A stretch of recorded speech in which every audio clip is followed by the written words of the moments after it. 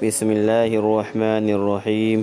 ہدایات و آداب دیے گئے ہیں، ان کے مطابق عبادت کی اصلاح ہو چکی ہے۔ نماز کا طریقہ متعین ہے، روزے کا معلوم ہے، زکوٰۃ کی کیفیات طے شدہ ہے، مناسک حج کے اوقات اور گھڑیاں اور طریقہ کار معلوم ہے۔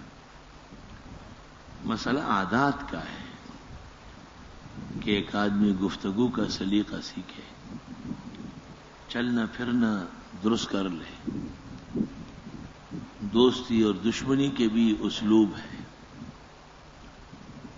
اگر اس اسلوب کے مطابق رہے تو دوستی دیر تک چلے گی، اگر اس اسلوب کو اپنایا جائے تو دشمن دوست بن سکتا ہے۔ عادات کی اصلاح میں نفس پر لات رکھنا بہت ضروری ہے۔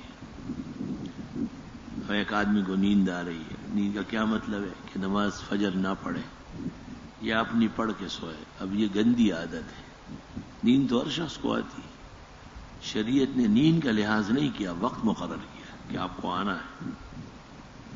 نیند آزار نہیں ہے، ایک شخص تھکاوٹ ہو رہی ہے اس کو، اب تھکاوٹ کی وجہ سے آج کمرے میں نماز پڑھ رہا ہے، گھر میں پڑھ رہا ہے، یہ کوئی اخلاق ہے اس کی؟ عادت گندی ہے نا، تھکاوٹ اور نیند اور جی نہیں چاہتے اور سستی ہے، یہ بھی کوئی مردوں کی باتیں، ایسی باتیں تو عورتیں بھی نہیں کرتی۔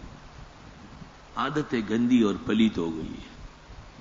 عادت پہچان لے کہ مجھے کرنا کیا ہے اس وقت، اس کے لیے آدمی کمر بستہ رہا ہے۔ اورنگزیب عالمگیر نے جو بیٹوں کو وصیتیں کی ہے، ان میں یہ باتیں بار بار دہرائی ہے کہ سستی قبول نہ کرے، بالکل سلطنت ختم ہو جائے گی۔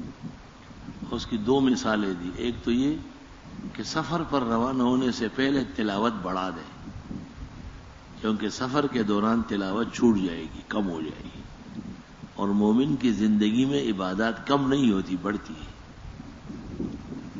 اور دوسری مثال یہ کہ انہوں نے کہا کہ اگر دوپہر کو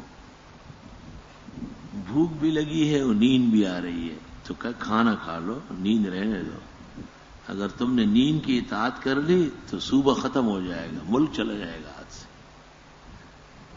علماء لکھتے ہیں کہ بادشاہ کے بیٹوں نے اس کے بالکل خلاف کیا ہے، اس لیے تخت دار پر لٹک گئے، سارے ذلیل و خوار ہو گئے، اور وہ بڑی سلطنت جو برما سے کاشغر و غزنی تک تھی، اس میں ان کی قبر بننے کی جگہ نہیں تھی۔ وہ تو آباد ہے تمہارے، بتاؤ تم کیا ہو۔ اس لیے ہمارے اسلامی تعلیمات میں سے یہ بات بڑی بنیادی ہے کہ آدمی عادات کی اصلاح فرمائے، عادات انسان کے تابع رہے، کہیں اپنی عادت کے آپ تابع نہ ہو جائے۔ عادت تو صبح کچھ ہوگی، شام کو کچھ ہوگی، تو آپ اس کے مطابق ناچیں گے۔ افمن اتخذ الہہ ہوا، آیا وہ شخص جس نے اپنی خواہش کو خدا بنایا ہے؟ یہ تو خواہش نفس کا پوجا کرنا ہے، خواہش نفس کو تابع کرنا ہے۔ طبیعت چاہتی ہے کہ اس شخص سے تعلق نہ ہو، شریعت کہتی ہے کہ کوئی وجہ نہیں ہے، طبیعت پر لات رکھنی ہے، بلا وجہ کہ ایک شخص کی اذیت کے درپے ہے، اپنے نفس کے ساتھ احتساب کر لو کہ شرعاً جائز ہے ایسا، اس عادت کی اصلاح ہو جائے گی۔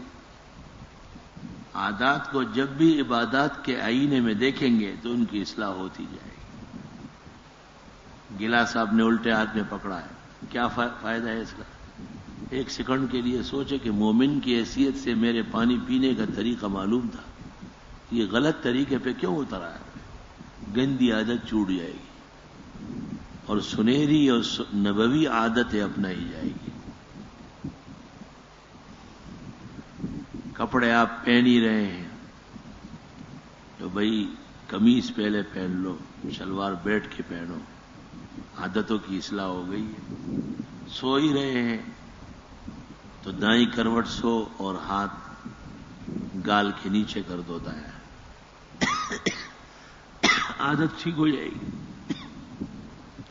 کھانا تو کھانا ہی ہے تو دائیں ہاتھ سے بسم اللہ پڑھ کر اور اپنے آگے سے تو عادتیں ٹھیک ہو جائے گی، بیٹھنے میں بھی طریقہ مقرر ہو جائے گا۔ اسلام کے جلیل القدر تعلیمات میں سے ہے کہ مومن کی عادات دین کے تابع ہو اور اس کی عادتیں اس پر سوار نہ ہو جائے۔ اگر ایسا ہوا تو مومن و کافر میں کوئی فرق نہیں رہے گا۔ انصاف کے ترازو میں جب آپ دونوں کو ڈالیں گے تو فرق یہ نکلے گا کہ مومن نے اپنی عادات بھی نیک لوگوں کے تابع کیے اور دینی تعلیمات کے تابع کیے، جبکہ کافر اپنی عادتوں میں بالکل آزاد ہے، کوئی پابندی قبول کرنے والا نہیں۔ قرآن کریم میں ہے کہ پابندی قبول کرنا انسانوں کا طریقہ ہے اور پابندی سے آزاد ہونا یہ حیوانات کا طریقہ ہے۔ یاکلون کما تاکل الانعام والنار مثوی لہم، یہ ایسے کھاتے پیتے جیسے جانور کھاتے ہیں، ان کا انجام دوزخ ہے۔ اس قدر اللہ ناراض ہو رہا ہے ان پہ۔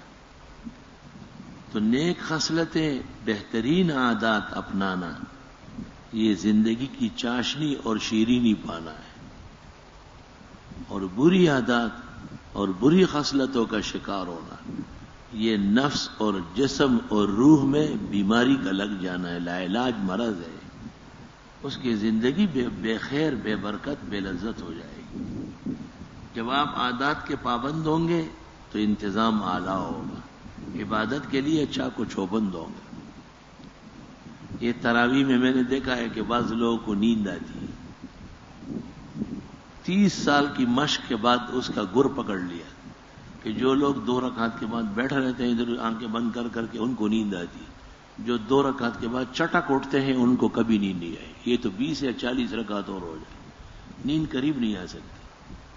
تو اب ایک عادت سنت کی ہے کہ 2 رکعت کے بعد آپ فوراً اٹھیں، 4 کے بعد ترویح پڑھ لیا اٹھے، اور دوسرا آدمی انتظار میں ہے کہ 2-4 آیتیں پڑھ لے پھر اٹھتا ہو۔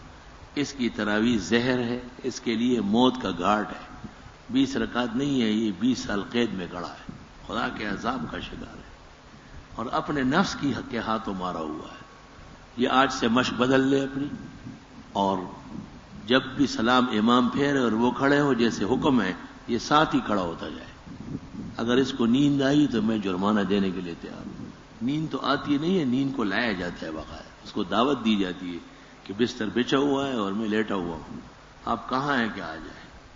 عادات کی اصلاح بہت ضروری ہے، اور عادات پر شریعت کو غالب کرنا ہے۔ عادتیں اپنے اوپر سوار کرنی نہیں ہے، بلکہ عادتوں سے اپنی سواری بنانی ہے کہ جہاں ہمیں ضرورت اور دین کی ضرورت ہو وہاں عادات کو لے کے جانا ہے۔ الحمدللہ رب العالمین، استغفرک اللہم و نسألک السلام والعافیہ، لا الہ الا اللہ وحدہ لا شریک لہ، لہ الملک و لہ الحمد وعلی کل شیء قدیر، ربنا آتنا فی الدنیا حسنہ وفی السلام علیکم ورحمۃ اللہ وبرکاتہ۔